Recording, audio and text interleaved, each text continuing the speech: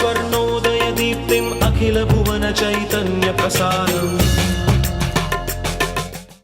నమస్కారం, మన ధర్మం కార్యక్రమానికి స్వాగతం.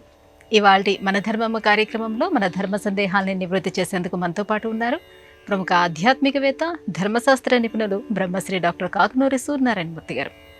గురుగారు నమస్కారం. నమస్కారం అమ్మాయి. గురుగారు, ఈ కార్తీక మాసంలో బహుళపక్షం కూడా ప్రత్యేకమైనదా? ఈ బహుళపక్షంలో ఎటువంటి నియమాలను పాటించాలంటారు? కృష్ణపక్షం వరకే ప్రత్యేకం అనుకొనరాదు.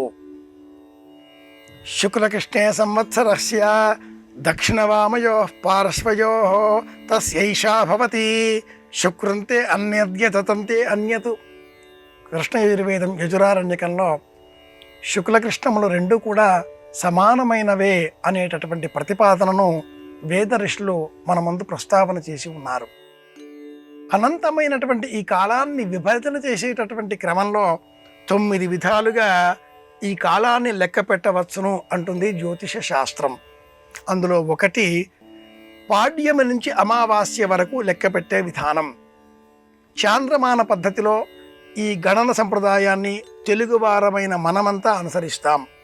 అలా కాకుండా పౌర్ణిమ నుంచి పౌర్ణిమ వరకు లెక్క పెట్టేటటువంటి సంప్రదాయం ఔత్తరాహిక సంప్రదాయం.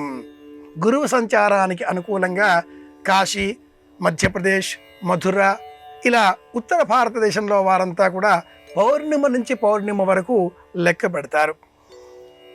చంద్రుడు కనిపించనటువంటి కాలం సంపూర్ణంగా అన్నప్పుడు అష్టమి నుంచి అష్టమి వరకు, శుక్లపక్షంలో అష్టమి నుంచి కృష్ణపక్షంలో అష్టమి వరకు చంద్రుడు పరిపూర్ణంగా కనిపిస్తాడు. కృష్ణపక్షంలోని అష్టమి నుంచి శుక్లపక్షంలోని అష్టమి వరకు పాక్షికంగా కనిపిస్తాడు. ఇది 3వ విధానం. ఈ వివరణకు రిప్పా అనే పేరు ఉంది. నేటి నుంచి చాంద్రమానాన్ని అనుసరించే వారందరికీ కృష్ణపక్షం ఆరంభం. చంద్రుడు బాగానే కనిపిస్తాడు, కానీ క్షీణచంద్రుడు అనేటటువంటి క్రమాన్ని అష్టమి వరకు మనం అంతగా పరిగణనలోనికి తీసుకొనరాదు. కార్తీక మాసానికి సంబంధించి ఇంత వివరణగా విశ్లేషణాత్మకంగా మనం మాట్లాడుకున్నప్పుడు శుక్లపక్షం, కృష్ణపక్షం 2 పక్షాలు కూడా సమానమైనటువంటి పుణ్యబలాన్ని మనకు అందించేవే అవుతాయి. పౌర్ణిమకు ముందుగా ఉండేటటువంటి వృద్ధికాలమునకు శుక్లపక్షం అని పేరు. పౌర్ణిమ అనంతరం అమావాస్య వరకు ఉండేటటువంటి కాలానికి క్షీణకాలం, తరుగుదల అనే పేరు. పూర్వం చంద్రునకు అతడి మామగారు ఇచ్చిన శాపం కారణం చేత, దక్ష ప్రజాపతి ఇచ్చిన శాప కారణం చేత ఇలా వృద్ధిక్షయముల పాలైనటువంటి చంద్రుడి కథ శివపురాణంలో మనం గమనిస్తూ ఉంటాం. అంతరార్థం ఏమిటి అంటే, చంద్రుడు ఒక్కడే, కాలం ఒక్కటే, పరమశివుడు ఒక్కరే, వృద్ధిక్షయములు సహజములు. ఈ విషయం చెప్పడం కోసమే పౌర్ణిమకు ముందుగా ఉండేటటువంటి కాలంలో శివుడిని ధ్యానం చేయడం, అమావాస్యకు ముందుగా వచ్చేటటువంటి ఈ కృష్ణపక్షపు 15 రోజులు కూడా విష్ణువును స్తోత్రం చేయడం. శివాయ విష్ణు రూపాయ అనేటటువంటి ప్రాతిపదికన సంపూర్ణంగా శివకేశవులకు సమానమైన ప్రాతిపదికను కల్పించేటటువంటి నేపథ్యం గల ఈ కార్తీక మాసంలో ప్రతిరోజు కూడా శివారాధన, విష్ణువారాధన సమానంగా మనం చేయాలి. దేవతారాధన అంటే అర్థం ఇక్కడ ఆయా రూపాలను చిత్రపటాలు, వర్చామూర్తులుగా సేకరించి అర్చించడం కాదు సుమా. ప్రత్యామ్నాయంగా మొక్కలని పెంచాలి. శివారాధనకి ప్రత్యేకం బిల్వం, మారేడు చెట్టు. విష్ణువారాధనకి ప్రత్యేకం తులసి మొక్క. ఇలా ఆయా వృక్షాలను పూజించాలి. శ్రీ వెంకటేశ్వర ఆరాధన చింత చెట్టును పూజించాలి. గణపతిని అర్చించడం గరికను పూజించాలి. పార్వతీదేవిని పూజించడం వేప చెట్టును పూజించాలి. దత్తాత్రేయుడిని అర్చించడం మేడి చెట్టును పూజించాలి. ఇలా వివిధ దేవతా రూపాలకు, వృక్షాలకు అనుబంధాన్ని గుర్తించిన సనాతన సంప్రదాయం కాలంలో కృష్ణపక్షం, శుక్లపక్షం అనే విభజన లేకుండా మొక్కలను పూజించాలి. వాటి ఎదుగుదలను కాపాడుకునే విధంగా మన ప్రయత్నాలు ముందుకు వెళ్ళాలి అనే బోధ చేసింది. కార్తీక మాసం కృష్ణపక్షంలో రాగి చెట్టు, వేప చెట్టు ఈ 2 చెట్ల వద్ద అర్చనలు చేసి పాలు ఆ చెట్ల ఎదుగుదల లేక మొదలు ఉండేటటువంటి చోట సమర్పించి ఆ 2 చెట్లకు కలిపేటట్లుగా దారాన్ని చుట్టి రెండింటినీ ఒకటిగా చేసి బంతిపూల మాలికల చేత ఈ 2 చెట్లను పూజించినట్లయితే అలాంటి వారికి వంశాభివృద్ధి, ఆరోగ్యము, ఆనందము, ఐశ్వర్యము లభిస్తాయి అంటూ వివరించింది. ప్రత్యేకంగా కొన్ని ప్రాంతాలలో కృష్ణపక్షంలోనే కార్తీకములు అనే పేరిట బంతిపూల మాలికలతో ఆంజనేయ స్వామి వారి ఆలయంలో స్వామిని అలంకరించి రాగి చెట్టు, వేప చెట్టు ఉన్న ఎడల వాటిని పూజించి, లేకపోతే ఆ మొక్కలను సేకరించి అక్కడ నాటి పెంచి పెద్ద చేసే ప్రయత్నాలు చేసేటటువంటి వారు కృష్ణపక్షంలో రాగి మొక్క, వేప మొక్క ఈ మొక్కలను సేకరించి ఆలయాలలో నాటాలి. ఇది ప్రధానమైన నియమం. ఇలా ఆచరించిన ఎడల శివకేశవుల సంపూర్ణ అనుగ్రహం మనకు లభిస్తుంది. శాస్త్రరీత్యా 2 పక్షములు సమానమే. గురుగారు, కార్తీక మాసంలో పాటించే నియమాలకు కార్తీక వ్రతం అని పేరు. అయితే ఏ మాసానికి లేనటువంటి ఇంత ప్రాధాన్యత కేవలం కార్తీక మాసానికి మన ధర్మం ఎందుకు ఆపాదించింది? ఏ మాస ప్రస్తావన వచ్చినప్పుడు ఆ మాసం ప్రత్యేకం అంటాయి మన పురాణాలు. ప్రస్తుతం కార్తీక మాసంలో ఉన్నాం కాబట్టి కార్తీకం పరమాద్భుతం అని చెప్పేటటువంటి ఇదే కార్యక్రమం లేదా ఇలాంటి కార్యక్రమాలు మార్గశీర్ష మాసం రాగానే ఈ మాసం కూడా ప్రత్యేకం అంటూ వర్ణిస్తాయి. అలాగే పౌష్యమాసం, అలాగే మాఘమాసం. ఇలా ఎందుకు అంటే స్కంద పురాణములో మాస మాహాత్మ్య కథనం అనే పేరిట ప్రత్యేకంగా కొన్ని విభాగాలను మహర్షి వ్యాసుల వారు మనకు అందించి ఉన్నారు. కార్తీక మాసం, మాఘమాసం, వైశాఖ మాసం, ఆశ్వీజ మాసం ఇలా మాసాలకు సంబంధించిన ప్రత్యేకతలతో మార్గశీర్ష మాసంతో సహా వైశిష్ట్యంగా ప్రత్యేక పురాణంగా మహర్షులు సంప్రదాయ అనుసరణ చేసేటటువంటి వారు బోధించి ఉన్నారు. ఏ మాసానికి ఆ మాసం ప్రత్యేకం.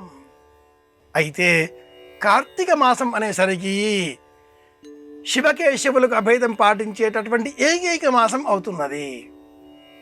వైశాఖం కావచ్చు, భాద్రపదం కావచ్చు, ఆశ్వీజం కావచ్చు, మార్గశీర్షం కావచ్చు, మాఘం కావచ్చు, పౌష్యం కావచ్చు. ఇతర మాసాలలో ఆ మాసాది దైవత్వం గల ఒక రూపాన్ని, ఒక దైవ రూపాన్ని మాత్రమే అర్చించాలి. భాద్రపద మాసం గణపతి ఆరాధనకు ప్రత్యేకం. ఆశ్వీజ మాసం దేవి ఆరాధనకు ప్రత్యేకం. పుష్యమాసం సూర్య ఆరాధనకు ప్రత్యేకం. అలాగే మార్గశీర్ష మాసం విష్ణువు ఆరాధనకు ప్రత్యేకం. ఇలా మాసాలన్నింటికి కూడా ప్రత్యేకతలు ఉండగా కార్తీక మాసంలో మట్టుకు శివకేశవులకు అభేదం, ఇరువురిని పూజించవలసిన మాసం. వైకుంఠ చతుర్దశి అనే పేరిట వైకుంఠుడు శ్రీమన్నారాయణుడు దిగివచ్చి శివుడిని పూజిస్తాడు. అలాగే ఆ శివస్వరూపంగా అర్చించే మనమంతా కూడా వెంకటేశ్వరుడిగా విష్ణువును పూజించేటటువంటి మాసం శనివారాలలో కార్తీక మాసం. ఉభయులకు సంబంధించి సమాన ప్రాతిపదికన ఉండే 12 ఒకే ఒక మాసం కనుక కార్తీక మాసానికి ఇంత ప్రత్యేకం అంటుంది ఆర్షధర్మం. కార్తీక మాసంలో శివకేశవులకు అభేదాన్ని ప్రతిపాదించే విధంగా అనేక నియమాలు అనుసరించవలసి ఉంటుంది. అందుకే 12 ఈ మాసం ప్రత్యేకం. గురుగారు, అజాత శత్రువు అంటే ఏమిటి? మన పురాణాలలో ఈ అజాత శత్రువు అనే పేరు ఎవరికి వర్తిస్తుంది? జ అంటే పుట్టడం, జలజ నీటిలో పుట్టినటువంటి స్వరూపం, కమలము అని అర్థం. ఆ జ అన్న శబ్దాన్ని కొంచెం విస్తృతంగా స్వీకరించినప్పుడు జ్ఞానం అవుతుంది, తెలుసుకోవలసిన అంశం. ఈ అంశం మరింత విస్తృతంగా ఉన్నప్పుడు విజ్ఞానం అవుతుంది, సంజ్ఞానం అవుతుంది, ప్రజ్ఞానం అవుతుంది. ఇవేవీ లేకపోతే అజ్ఞానంగా మారుతుంది. జ అంటే పుట్టడం అనుకున్నప్పుడు అజాత పుట్టనటువంటి నైతత్పురుష సమాసంగా స్వీకరించాలి. శత్రువు, శత్రువు అంటూ ఎవరు పుట్టలేదు నాకు అని ఎవరైతే భావన చేస్తారో అలాంటి వారు అజాత శత్రువు అవుతారు. మహాభారతంలో ధర్మజునకు మాత్రమే అజాత శత్రువు అనే పేరు ఉంది. ధర్మరాజుకు దుర్యోధనుడు శత్రువు కదా అనే ఊహ పలువురిలో కలుగుతుంది. కానీ దుర్యోధనునికి ధర్మరాజు శత్రువు, ధర్మరాజుకు దుర్యోధనుడు శత్రువు కాడు. అతడు కూడా సోదర సమానంగా భావన చేసిన కారణం చేతనే ఇతర సందర్భాలలో గంధర్వాదులతో యుద్ధం చేయవలసి వచ్చినప్పుడు భీమార్జునులతో ఘోషయాత్ర సమయంలో ధర్మజుడు అజాత శత్రువును అని నిరూపింపజేసుకునే విధంగా ఇతరులతో యుద్ధం వచ్చినప్పుడు, అర్జున మనం 105 మనలో మనకు తగవులు వచ్చినప్పుడు వారు 100 మనం 5 అనేటటువంటి ప్రస్తావన చేస్తాడు. ఇతరులతో యుద్ధం వచ్చినప్పుడు గంధర్వుల చేత యుద్ధం ఏర్పడిన సందర్భం కాబట్టి ధర్మరాజు మహాభారత యుద్ధంలో అజాత శత్రువు అనేటటువంటి ప్రసిద్ధి పొంది ఉన్నట్లు ఇతిహాసాలు వర్ణిస్తాయి. శత్రువు లేకుండా ఉన్న వ్యక్తి అని మనం చెప్పుకోవాలి. ఎవరికి వారు నాకెవరూ శత్రువులు లేరు అని ఆలోచన చేస్తే అంతకంటే ఆనందం ఇంకేముంటుంది. ఇల్లాలు తన భర్తతో మాట్లాడే సమయంలో ఆ భర్త ఛీ నేను మూర్ఖులతో మాట్లాడను అన్నాడు. నేను మాట్లాడతానండి, రండి కాఫీ తాగండి అని ఆ ఇల్లాలు అంటే అర్థం ఆ ఇల్లాలు అజాత శత్రువు. నేను మూర్ఖులతో మాట్లాడతాను కదా అనే అర్థం మనకు స్ఫురిస్తే కోపం మరింత పెరుగుతుంది. కానీ అజాత శత్రువు అంటే ఎప్పుడూ ఆనందిస్తూ ఎవరితో కూడా శత్రుత్వం లేకుండా అందరితో సమానంగా వ్యవహరించేటటువంటి వ్యక్తి. ఈ భావన అందరూ పెంచుకుంటే ఆ రాజ్యం రామరాజ్యమే అవుతుంది. గురుగారు, అయ్యప్ప అనే నామంలో అయ్య అప్ప అని 2 కూడా పితృవాచకాలే కదా. అయ్యప్ప నామంలో ఆంతర్యం ఏమిటి? కార్తీక మాసం అనగానే పలువురికి జ్ఞాపకం వచ్చేటటువంటి దీక్షలు అయ్యప్ప దీక్షలు. 1958 అనంతరం అయ్యప్ప దీక్షలు, అయ్యప్ప ఆలయ సందర్శన విస్తృతంగా మారిన నేపథ్యంలో అయ్యప్ప అన్న పదం చర్చనీయాంశంగా మన ముందు వచ్చింది. అయ్య అన్న శబ్దం ఆర్య శబ్దానికి వికృతి. పురుషవాచకంగా మనం సంబోధన చేస్తున్నాం. పలు సందర్భాలలో అత్త అని ఉన్నప్పుడు స్త్రీవాచకం అవుతున్నది. కానీ అత్త, అమ్మ, అత్తమ్మ అంటాం ఒక సంబోధన. అలాగే అత్త శబ్దానికి ఆర్య శబ్దాన్ని మేళవించి అత్తయ్య అని కూడా పిలుస్తాం మనం. ఇలా అనేక సందర్భాలలో అయ్య శబ్దాన్ని గమనించినప్పుడు ఆర్య శబ్దానికి అయ్య శబ్దం వికృతి. అప్ప అనే పదానికి వాచకానికి కూడా తమిళ భాషలో పెద్దవారు అని అర్థం. అప్ప అనగానే పెద్దవారు అనే అర్థాన్ని స్వీకరించాలి. తెలుగునాట కొన్ని ప్రాంతాలలో అక్క మనకంటే వయసులో పెద్ద. నిగమ శర్మ అక్క జ్ఞాపకం వస్తుంది అందరికీ. అక్క అనగానే అక్క అన్న శబ్దాన్ని అప్పగారు అని సంబోధిస్తారు. అప్ప అంటే పెద్దవారు అని అర్థం. అయ్యప్ప అనేసరికి పెద్దవారు అనే అర్థంగా స్వీకరించాలి. అంతేగాని అయ్యా అయ్యా అనే శబ్దంగా నవ్వులాటగా వేళాకోళంగా అయ్యయ్యా అన్నట్లుగా అలా భావించకూడదు. చాలా పెద్దవారు అని అర్థం. ఇక్కడ విస్తృతార్థంగా పురుషోత్తముడు అంటే విష్ణువు అవుతాడు. అలాగే పురుషోత్తముడు శ్రీమన్నారాయణమూర్తిగా ఇలా భావన చేస్తున్నామో అలాగే ఈశ్వరుడు అవుతాడు, గణపతి అవుతాడు, కుమారస్వామి అవుతాడు. స్తోత్ర పాఠాన్ని అనుసరించి దేవతలందరినీ కూడా సంబోధన చేసేటటువంటి సందర్భాలలో ఇలాంటి శబ్దాలు పర్యాయవాచకాలుగా, నామవాచకాలుగా ప్రసిద్ధం. అందులో ఒకటి అయ్యప్ప. ఈ శబ్దాన్ని వినియోగించేటటువంటి సమయంలో జగన్మోహనాకారంగా ఉండేటటువంటి పురుషోత్తముడైన ఆ శ్రీమన్నారాయణమూర్తి స్వరూపాన్ని చూచి మోహితుడైనటువంటి పరమేశ్వరుడి మనస్సులో మెదలిన ఆలోచనల ఫలితమే అయ్యప్ప స్వరూపం. హరిహరుల పుత్రుడిగా ఈ రూపం అంటూ వేదంలో, ఇతిహాసాలలో, పురాణాలలో మూలాలను నేటి కాలంలో పలువురు అన్వేషణ చేసి మనకు అందిస్తున్నారు. కారణం ఏదైనా సృష్టి క్రమంలో అంతటా మనం దైవాన్నే ఆరాధన చెయ్యాలి, దైవపు ఉనికినే గుర్తించాలి. ఆర్య శబ్దానికి వికృతి అయ్య. అప్ప అనగా పెద్దవారు అనగా పెద్ద అనే అర్థంలోనే ఈ పదాలను మనం స్వీకరించవలసి ఉంటుంది. గురుగారు, కార్తీక మాసంలో చేసేటువంటి దీపదానానికి ఉన్నటువంటి ప్రాముఖ్యత ఏమిటి? కేవలం కార్తీక మాసంలోనే దీపదానం చేయాలా? దీపదానం చేసే సందర్భాలు అనేకం ఉన్నాయి. చాలామంది అలా దీపదానం అనగానే కార్తీక మాసం అని మనకు సంబోధన చేస్తూ ఉంటారు.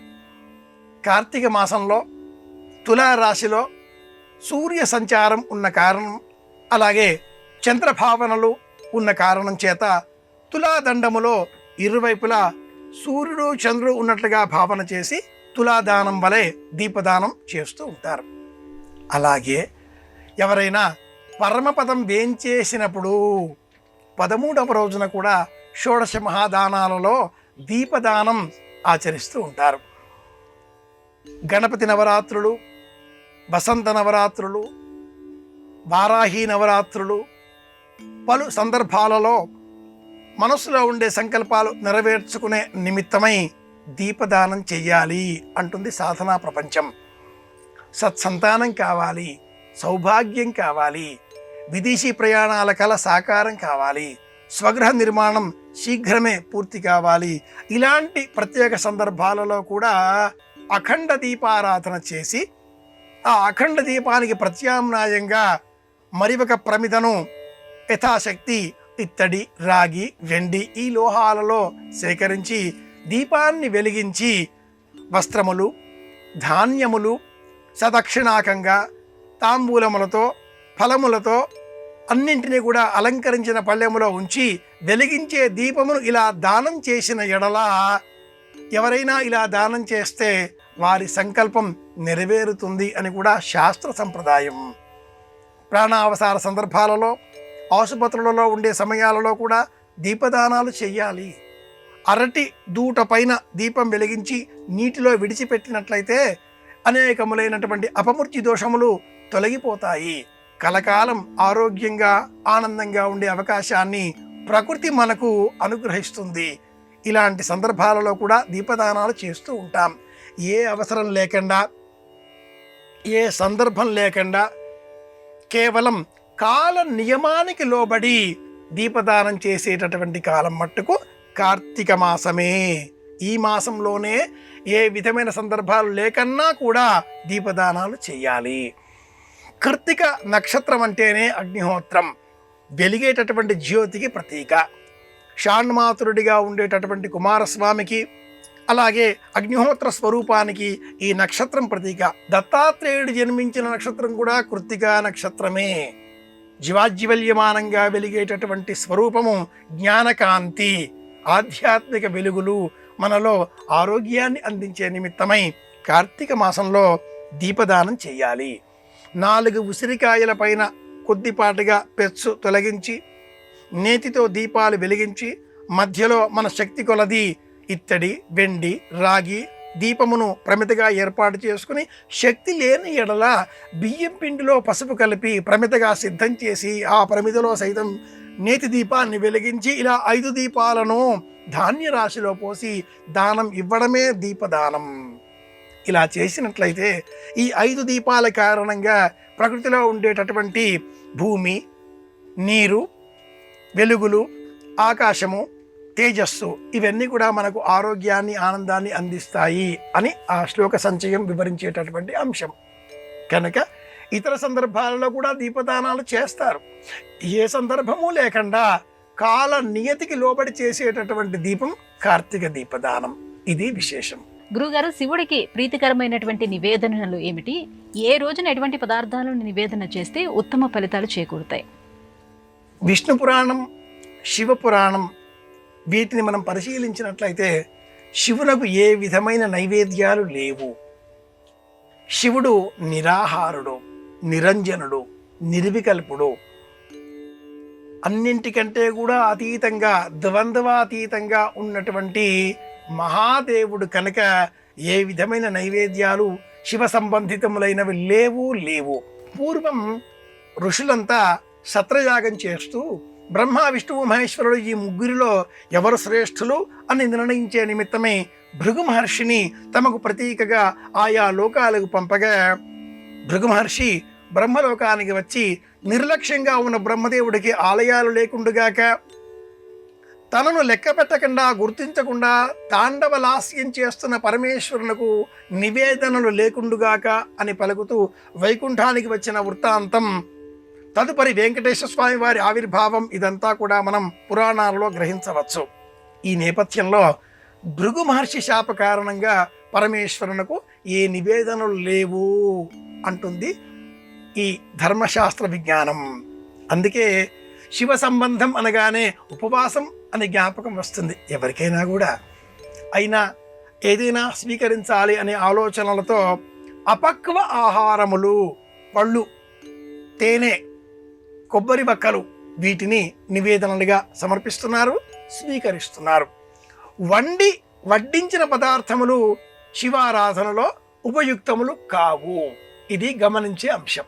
గురుగారు, కార్తీక మాసంలో ఉల్లి వెల్లుల్లిని స్వీకరించరాదు అని చెప్తూ ఉంటారు కదా, ఎందుకని? కార్తీక మాసం అనే కాదు, నైష్ఠికులు, సంప్రదాయం తెలిసిన వారు ఉల్లి వెల్లుల్లి ఎప్పుడూ స్వీకరించరు. పదార్థమునకు 3 విధములుగా వర్ణించవచ్చును అంటుంది మహాభారతం. అన్నదుష్టం త్రివిధం. పదార్థములు 3 విధములుగా దుష్టత్వాన్ని కలిగి ఉంటాయి. దుష్టత్వము అంటే అదేదో పెద్ద పదంగా భావన చేయకండి. అన్నదుష్టం త్రివిధం. 1 వస్తు దుష్టం. ఆ వస్తువే స్వభావ రూపంలో కొంత దుష్టమై ఉంటుంది. 2 పాత్ర దుష్టం. ఎవరైతే ఈ వస్తువులను ఏ పాత్రలలో సిద్ధం చేస్తూ ఉంటారో ఆయా పాత్రల కారణంగా ఆ వస్తువుకు దుష్టత్వం ఏర్పడుతుంది. 3 స్వభావ దుష్టం. ఎవరైతే ఈ పదార్థాన్ని వడ్డిస్తున్నారో ఆ వండేటటువంటి వారి గుణగణాలు ఆ వస్తువులో ప్రతిబింబిస్తాయి. ఈ క్రమంలో ఉల్లి వెల్లుల్లి ఈ 2 భూమి లోపల ఉండి పెరిగేవి. సంప్రదాయం తెలిసిన ప్రాచీనులు భూమిలోన పెరిగేటటువంటి వాటిని, కందమూలములను ఆహారముగా స్వీకరించేవారు కాదు. నేటికి మన దేశంలో జైన మతావలంబులు ఎవరు కూడా ఆలుగడ్డలు, క్యారెట్ వీటిని కూడా తినరు. అవి భూమిలో పండుతాయి కదా. ఈ లక్ష్యంతో జైన మతస్థులు భూమి లోపల ఉండే వాటిని నేటికి స్వీకరించరు. ఇక ఉల్లి వెల్లుల్లి స్వభావరీత్యా, వస్తురీత్యా మనలో ఉద్వేగాన్ని, కోప స్వభావాన్ని, ఈ వస్తువు నాకు కావాలి అనేటటువంటి దురహంకారపూరిత గుణాన్ని పెంచి పోషిస్తాయి. ఔషధ రూపంలో మాత్రమే వీటిని స్వీకరించాలి అనే ఉద్దేశ్యంతో ఉల్లి చేసిన మేలు తల్లి కూడా చేయదు ఇలాంటి సామెతలు పెట్టి అవసరం ఉంటేనే వీటిని స్వీకరించాలి, లేని ఎడల స్వీకరించకూడదు అనేటటువంటి శాస్త్ర ప్రమాణాన్ని ఆచారకాండ తెలియజేసింది. స్వభావరీత్యా ఉల్లి వెల్లుల్లి ఈ 2 మనలో కోరికలను పెంచుతాయి. ఇవి కావాలి, అవి కావాలి, ఇంత కావాలి, ఎంత కావాలి, ఎదగాలి, నా మాటే అందరూ వినాలి, ఇలాంటి అహంకారపూరిత స్వభావాన్ని మనలో పెంచి పోషిస్తాయి. కనుకనే ఆధ్యాత్మికవేత్తలు, ప్రాచీనులు ఉల్లి వెల్లుల్లి స్వీకరించేవారు కాదు, ఔషధ రూపంలో స్వీకరించేటటువంటి వారు. గురుగారు, ఇవాళ మన ధర్మం కార్యక్రమంలో మాకు వచ్చినటువంటి ధర్మ సందేహాలన్నీ కూడా నివృత్తి చేసినందుకు ధన్యవాదాలండి. కృష్ణార్పణం. ఇది ఇవాళ మన ధర్మం కార్యక్రమం. రేపటి మన ధర్మం కార్యక్రమంలో మళ్ళీ కలుసుకుందాం. నమస్కారం. ఈ కార్యక్రమాన్ని తిరిగి చూడాలనుకుంటే www.youtube.com/ETV Life Spiritual లో చూడవచ్చు.